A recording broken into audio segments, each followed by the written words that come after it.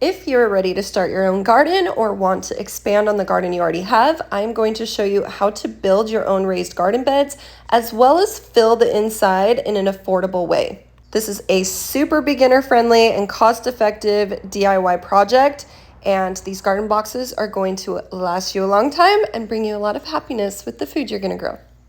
For this project, I chose to do 2x6s. There's all sorts of options you can get at the lumber store. You could do 2x8s, 2x10s, whatever floats your boat.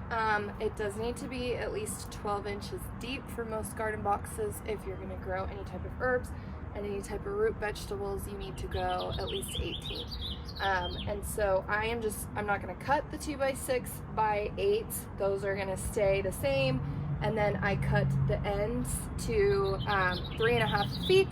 And then this is a 4x4, which is going to reinforce the corners that we are going to hook together. And I did cut those.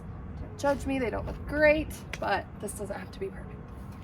I used my miter saw for this project just in order to cut those end pieces to 3.5 feet as well as the 4x4s. That's part of what makes this project really easy, is that the cuts are simple and there are minimal parts that need to be cut. So you could use a circular saw or a table saw, just whatever you have. Then you can lay all of your pieces out. I just wanted to make sure that my ends were perfectly even so that all of it would line up, and it is time to get started. You want to build the end pieces of the box first. So I started by setting one of my end pieces down and then putting my 4x4 on, and then using a scrap piece on both of those ends. And then obviously, since you can't secure it because it's laying on the ground, then I set that piece on top, made sure it was exactly where the other one was, and then I secured it with my brad nailer. And then I just went through and added the second and the third piece before securing it with my wood screws. What I've found with any lumber projects is to use a drill bit that drills a pilot hole into the wood. And then once you have that pilot hole drilled, it's really easy for your screws to go in and be nice and flush with the wood without cracking it or making it splintered at all. I did use 3.5-inch wood screws for this project. It was what was left over from a previous project, and it's worked great. Okay, now that both of the ends are done, you can go ahead and stand them up and start adding in each of the long sections of wood. So I started on the first one. Once it was secured, then I went into the other side and added that one in, and just one by one added them up. And I just want to clarify that every time you're securing one of those boards in, they are going into that 4x4.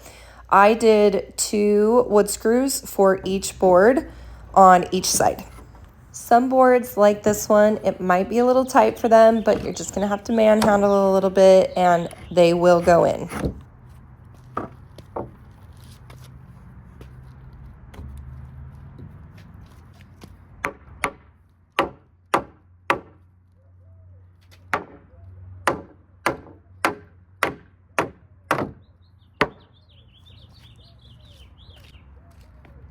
Normally projects take me a lot longer than I anticipate them taking, but this one actually really only did take me an afternoon in the weekend. So you can build these garden boxes very quickly. It is an easy project, and like I said, it is a great beginner-friendly DIY project.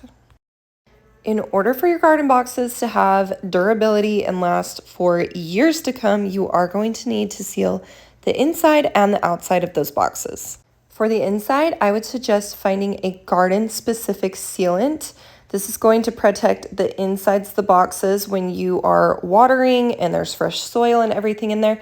But if you're going to the trouble of gardening and growing your own food, the last thing you're going to want is having a bunch of chemicals seeping into the soil that you just planted. So I would do your research, find one that works for you. I ended up finding one online and had to ship it in because I couldn't find anything at the local hardware stores. And then one other thing to consider is that these boxes are obviously easier to build on a flat surface, but they are extremely heavy. So it took 4 friends to move it into place. So you can either do that and plan on that, or you can build it in the spot that you are planning to garden in. Now moving on to the second part of our video, which is how to fill these beds. As you can see here, these boxes are huge with my small body inside of them. I had built 2, and so I'm going to show you what I filled them with. But just to note really quickly, if you are concerned about gophers or rabbits in your area, don't put weed guard on the bottom. I would suggest putting chicken wire on the bottom. That's what I found from all of my research. I don't really struggle with that in my area, so I just went ahead and filled them plain. Okay, for the first layer, you're going to use any trees, logs, or firewood that you have laying around. Obviously, I wouldn't use treated firewood, but we had several trees come down during, well, branches of trees come down during a snowstorm and just your regular tree maintenance. And so I kept all of these and then I was able to use those for my bottom layer. Obviously, with time, these logs and sticks will start to decompose, and so your garden boxes naturally are going to settle over the years. But this really helps conserve costs and saves you on the front end. You can fill this up to about a third to 40% of your box. This is what mine ended up looking like. I really tried to fit as much in there as possible to save on the cost.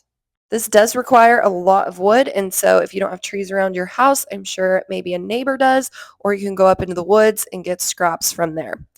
This is layer 2, and this is why this project is so nice to do in the spring, is that as I was getting my yard ready for the summer, I raked all of the leaves up that had kind of been stuck in the grass or left behind from the fall, as well as my first few grass clippings. I saved those and added them to the box also. Every time I added in a layer, I made sure to go through with my rake because that is settling down in amongst those tree logs.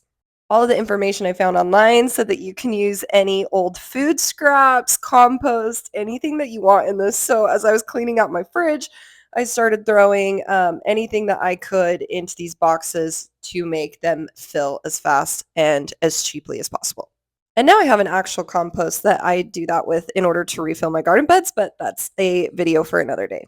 Okay, and now for everyone's favorite step, if not, is the manure. And you can either go to your garden store and you can buy this, or you could go to Facebook Marketplace and search out farms in your area, depending on where you live.